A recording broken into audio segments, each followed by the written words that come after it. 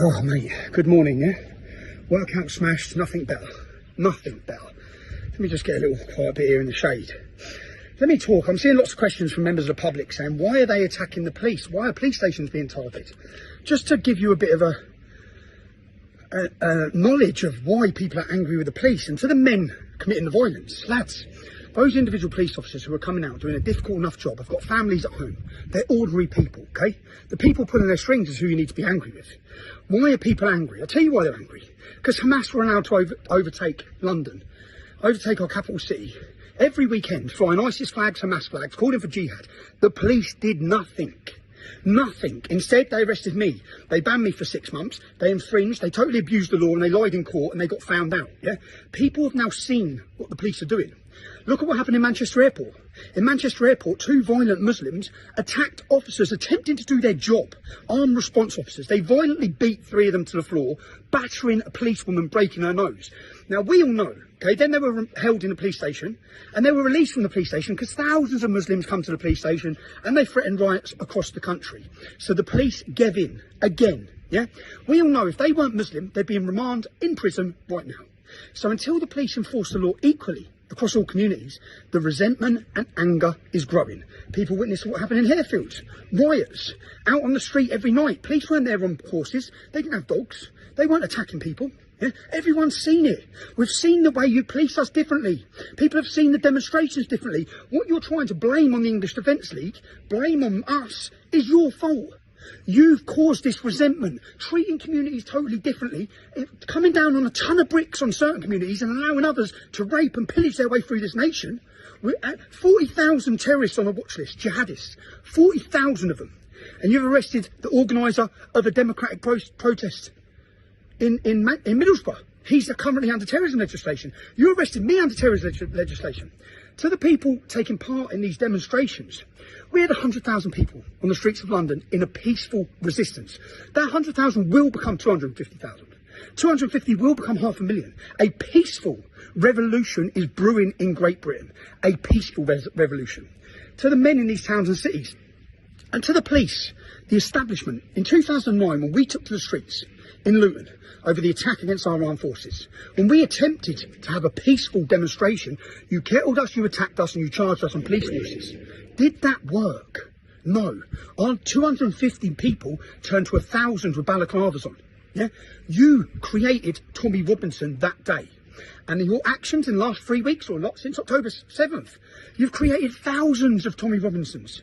You won't crush people like this. Okay? People, and to the lads taken to the streets, in the towns and cities today, these young boys need leadership. Take their balaclavas off. Take their masks off. They're going to get years in prison. Okay? It's not helping the cause. Do you know what we need right now in Britain?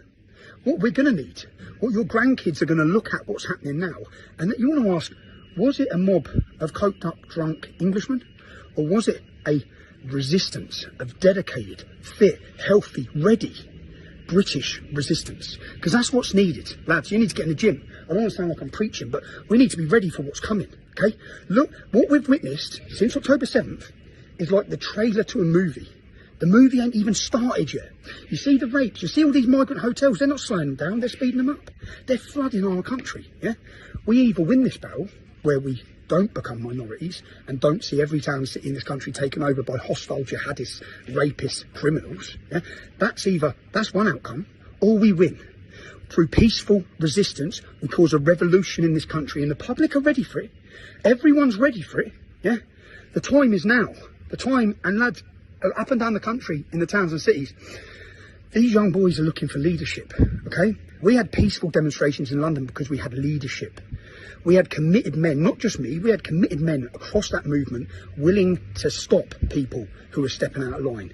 You need this in your towns and cities. Well, mate, you need this now in your towns and cities. So family putting their hands up, going like that, everywhere I go, all right? The public opinion's changed, lads. But please, man, there's young boys there. They're angry. I was angry. I said in 2009, we put balaclavas on. We knew nothing else. We were angry. We were forgotten. We were neglected. Our town was being taken over. Our daughters were being raped. People are feeling the same. But we're on the verge of something massive where we've won the hearts and minds of the public. Don't undo that, yeah? So, lads, in every city across this country, control your boys, man. Control them, direct them.